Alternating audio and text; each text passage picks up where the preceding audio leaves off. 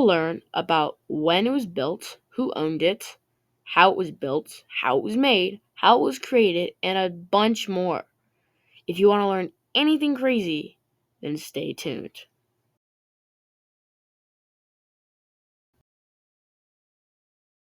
Father-in-law, Mm-hmm. Dick Doherty, who, with other people on the school board and the school system, purchased the school farm. So they purchased a 100-acre farm. It's 100 acres straight through. And the middle school here sits on about 20 of it. Mm-hmm. And the fields back here, maybe another. And a principal called Mr. Proud, who was actually a middle school principal here at one time and lives in South Bend right now. He's retired. And Dave Casey, who was a former superintendent, a former elementary principal at Stark. And I think he might have been a monk.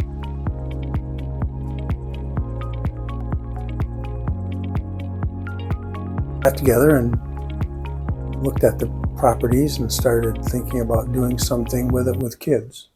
And that's kind of where all the outdoor activities started. Yeah. Mr. Proud was instrumental in doing the Maple Syrup Project, which used to be a middle school project. Mm-hmm. Used to be sixth graders out there doing that. And they would stay all night out at Clear Lake. Mm-hmm. And have you done Maple Syrup? Yeah. Okay, so you know where that is. And it was across the road from where we tap trees. You're probably with me, Yeah. I'm guessing. And I don't know if you were in the Sugar Shack when we had the old cooker in there, which was all cement block and stone and stuff like that. I don't think so. Okay, well that used to sit in the woods. Oh, okay. With nothing around it.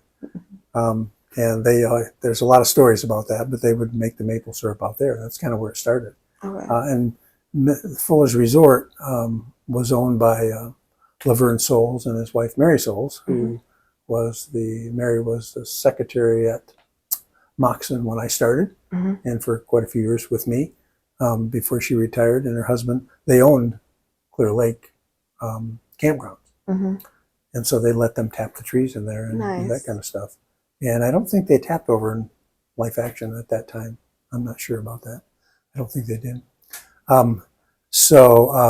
And I think it just kind of exploded from there. When I came in '86, there was a whole set of programs, most of which we're still doing. Some of them go to Fernwood. We don't do anything at the farm for those kinds of things. But they saw the opportunity to have really kind of a cool, unique program at the school farm that they could involve kids with. Agriculture is big in this area, as I said earlier, so it seemed to fit right in with what was happening around it.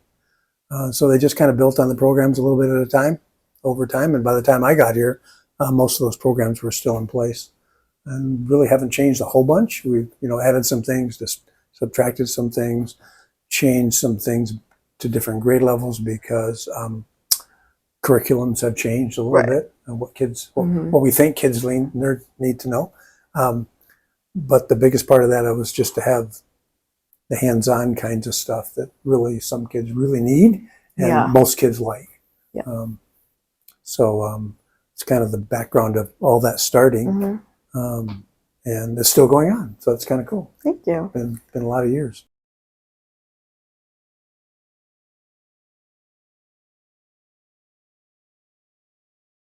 Hi, I'm Corbin Blair, and I'm here with... Hi, I'm Kelly Lesh. I'm a school board member with Buchanan Community Schools, and I'm the school liaison for the school farm. That's very nice. Today we're going to ask you questions about the history of the farm. Okay. What all do you know about the history of the farm? I know that the farm, so 2 years ago we had the big 50th anniversary of our school farm. So our farm and basically the land that it sits on was donated by a family. And then the middle school also before it was all built. But the middle school was built here, and then the school farm was already existing. And so it was donated to the schools, and then the school has used it for the last 52 years, doing programs, ag programs, a lot of the elementary. They have taken on all things from maple syrup, apple cider, pumpkin harvest, growing, recycling. They've had a lot of different programs in the elementary level. So one of the other things is the schoolhouse that sits on the school farm was transferred there, was moved there. They had a great big collaborative effort, a community kind of campaigned to get the schoolhouse there. That was very exciting. About, I want to say 40 some years ago. I'm trying to think of the dates on those. I don't have them off the top of my head. Sorry. So all that, then the history of, they have an old portable that's out there that they've done anywhere from adult ed, alternative ed. But we do some classrooms. It's pretty old and outdated. So we are trying to, work for the history of the school farm. We're trying to get some of that stuff refreshed, refurbished, and get it back going. Our barn is super cool. We have our pancake breakfasts during our annual plow days every year that we just got done in April. So it's fun. They serve pancakes, and you get to tour the barn and the field and the grounds of the school farm and just all the history that does exist. So 52 years is a lot.